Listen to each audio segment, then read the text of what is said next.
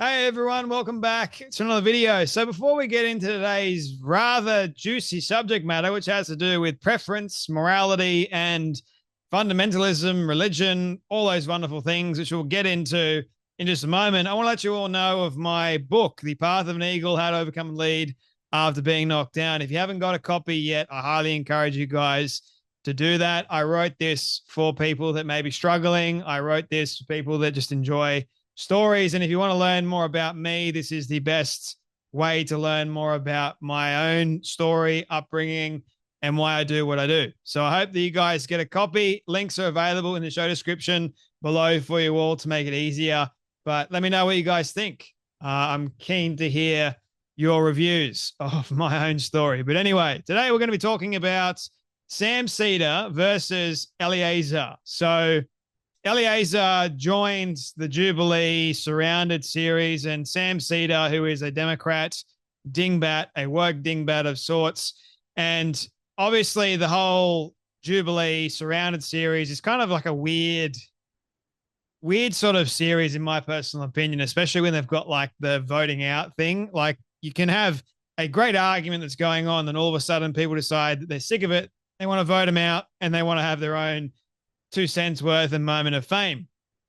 So Sam Seder has a set of prompts, and obviously one of them had to do with religious fundamentalism and xenophobia and all that other stuff that goes along with it. And Eliezer decided to sit down and debate Sam Seder.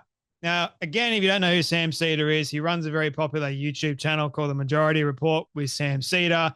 He calls himself a reformed fundamentalist Jew, I think it is. So in other words, he doesn't have any kind of religious framework at all. He doesn't like religion, seems to think that religion is a net negative rather than a net positive. And Eliezer does a brilliant job in dismantling his viewpoints of the world, essentially, when it comes down to the idea of morality, what's right, what's wrong. And I've always said the whole idea of morality is man-made. Us as Christians, we follow morals which were created by Jesus. The world, I believe, should have been set up. Originally, it was set up with this understanding that morals coming from Jesus, we understand that to be what's right and what's wrong. You know, when man comes in and they decide what's right and what's wrong, that becomes a morality issue, a man-based system of how or what is right, what is just, what is true, that sort of stuff. But when you look at morals, the moral framework of how Christians or how people should be living, according to the Bible, according to Jesus, it's a very different thing. When you look at justice, when you look at how we should treat one another, it's very different. Now, in today's day and age, when you have religions, different sorts of religions that come in, they all have their own morality framework, I guess you could say. Lots of them just take from each other and they decide what is right, what is acceptable, what is just, what is correct. And a lot of it comes down to personal preference, according to, well, Sam Seder actually dismantles his own argument in the space of 10 seconds. It's quite brilliant to watch Eliezer dismantle and shred Sam Seder very easily. It doesn't take much because it seems like Sam Seder hasn't really given this too much thought. Maybe he has, I don't know. But in this debate, he doesn't really give it too much thought, in my personal opinion. So have a watch. Now, obviously, this is from Jubilee, and they copyright the living crap out of everything. So I can't show you the video, unfortunately, without getting demonetized. So I have just included the audio section, which is still brilliant. Not going to lie. It's still brilliant. So have a watch if you haven't already seen it. This is just the 3-minute long version of it. But what Eliezer does is just excellent. Hey. Eliezer. It's nice to meet you. Nice to meet you. Okay, so I would like to touch on the religious fundamentalist aspect. Yeah. Are you an atheist? I'm a Reformed Jew. I don't have a strong belief in the existence of God, but I don't think that religion in and of itself is bad. Okay, so what's wrong with religious fundamentalists? So like when you said trans rights and women's rights or something like that? Well, the problem I have with religious fundamentalists, and really more, I guess it's really theocrats, is that they want to impose their morality that comes from their religion on the rest of us. And I don't. But morality, from your view, is going to be a preference, right? It's not morality; it's a preference. So morality without a foundation is going to reduce you to a preference. Well, I have a foundation for my morality. Which is what? It's a humanist vision of what basically creates as little suffering as possible for as many people. Okay, so you're like a consequentialist? Utilitarian? I don't really bother myself with being a consequentialist or a utilitarian. It's always going to reduce you to a preference. So if you say that killing is wrong and I say it's right, you would really have no contention with that. Well, no, I don't base my understanding of civil society on religion. And so we have a civil society. Okay. We have laws that we have decided as a society in a democratic way. And for some people, it's okay for it to be informed by their religion. That's okay. Okay, perfect. So if tomorrow society comes together and we say, hey, trans folks don't deserve rights, you would be okay with that? No, I would be against it, but I mean it would be morally right under your view. Not morally right. No. I'm not talking about morals. Okay, so here's where I'm getting to, right? Religious foundations provide an ethical framework for one to live their life off of. I believe you can have an ethical framework without religion. And if we take the leftist view to its logical tail end, to its extreme view, you have low reproductive birth rates. You have a reproductive dead end, so two men together can't reproduce unless they have to take from a healthy straight couple. Religion provides this foundation where you do prioritize the nuclear family. So do you have a problem with gay people being married? It's not that I have a problem. I just don't see a justification for why they ought to be gay outside of it just feels good. Can you give me another justification for it? Well, I think maybe that's the way they were born. Okay, what about pedophiles? Are they born that way? They may be, yeah. Okay, so should we let a pedophile off the hook since they were born that way? No, I think we as a society has decided... Should implement duties to prevent them from acting on that innate urge, correct? Well, I think between consenting adults, it's a different thing than... Okay, so you're okay with a 45-year-old dad with a 19-year-old daughter as well?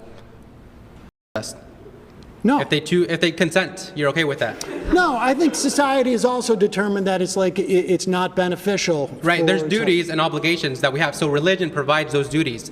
Life isn't about freedom and exercising what you want. I mean, well, you want to impose your religious doctrine on me, and I don't want that. You just admitted we need duties.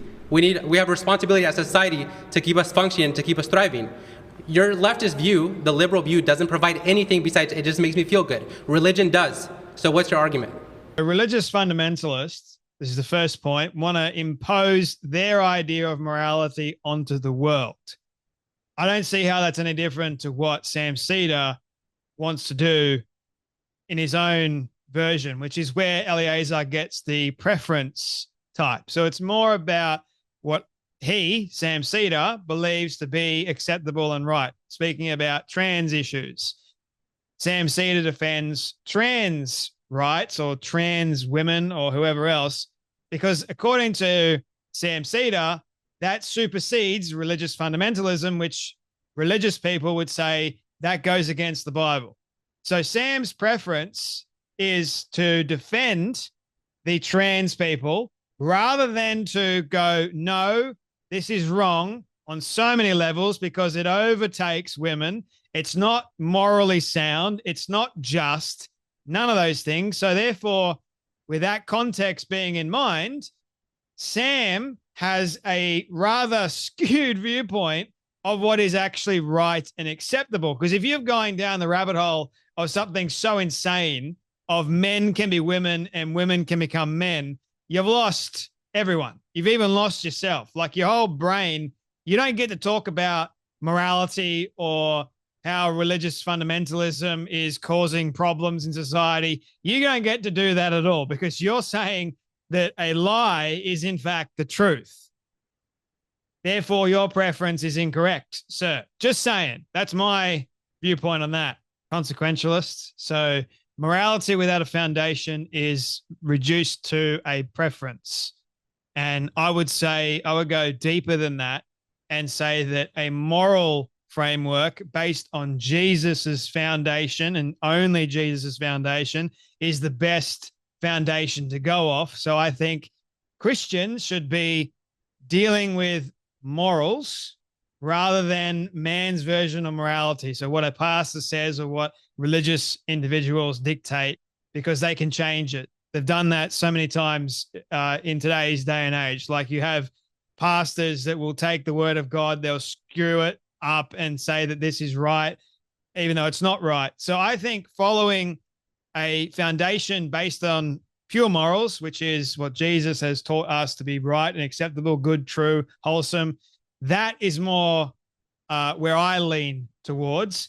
But Eleazar's right. So if you don't have a foundation, you're reduced to a preference, which is what Sam Seder goes into with. And he's just saying, like, my viewpoint of the world is whatever causes less suffering. But what you're failing to understand is when you got the collective people all coming together and we're all going, all right, this is what we believe to be true, right, and acceptable, et cetera, et cetera. But then you reduce women and you cause harm to women because men want to be women. That's a problem. You're no longer, you're in trouble, is what I'm saying there. I wonder how you can have a ethical framework of the world without religion, without Christianity, because it's quite hard to see the world from a perspective of, you know, what's right and what's wrong if you don't understand who created right and wrong.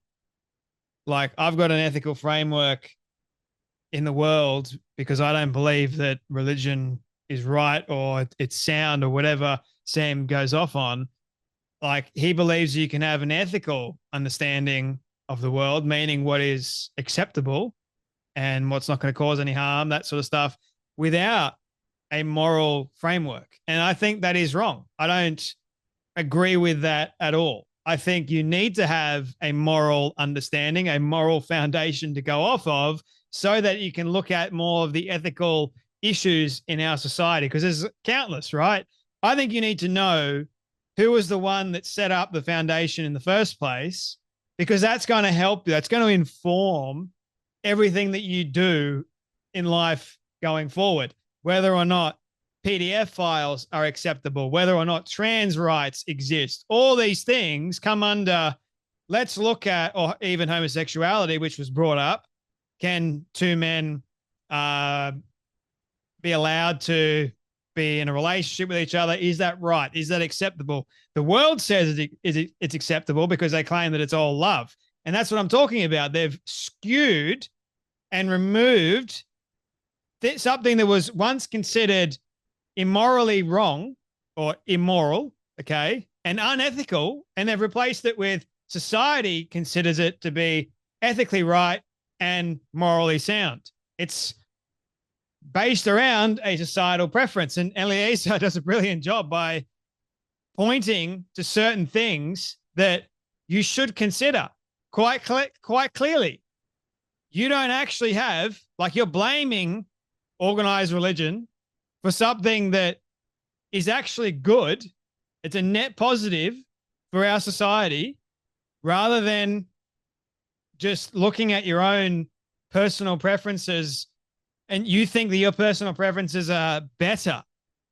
And that's where he goes wrong. Like, it's not right. So Eliezer goes by Easy Debates over on X. You can go follow him there. This is why you guys are mentally ill, like the trans you defend so passionately. You conceded it's all a preference. It's impossible to have a preference to be more right than any other preference. So when he did the internal critique on Sam and took the hat on off a utilitarian, that was the point. I highlighted a set of preferences versus another set of preferences to not only show you the absurdity, but also show you how to contradict. Well, basically Sam contradicted himself in under 10 seconds. It's all a preference, and you're complaining about Trump supporters' preferences revolving around taking trans and women's rights away. You're in a self-refutation. For someone who's done this for decades, you're not showing me much. I think Eliezer did a fantastic job, although lots of people in the comments section over on Eliezer's video on YouTube were just absolutely hammering Eliezer.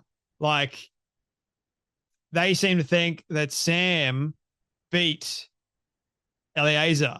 And I'm going, no, Sam was reeling the entire time. It's as if like he didn't even know what was being said. It's like he doesn't have a proper framework of what signifies or what is morality versus morals versus preference and a foundation of all that. Like he had no idea. And so well done to Eliezer. If you're not following him, go do that. Go support him. But anyway, that's enough from me. I know I've gone a little bit long, but I hope that you guys enjoyed it nonetheless. And I hope that I made a little bit more sense. But you guys take care. Be blessed. And I'll see you all in the next video.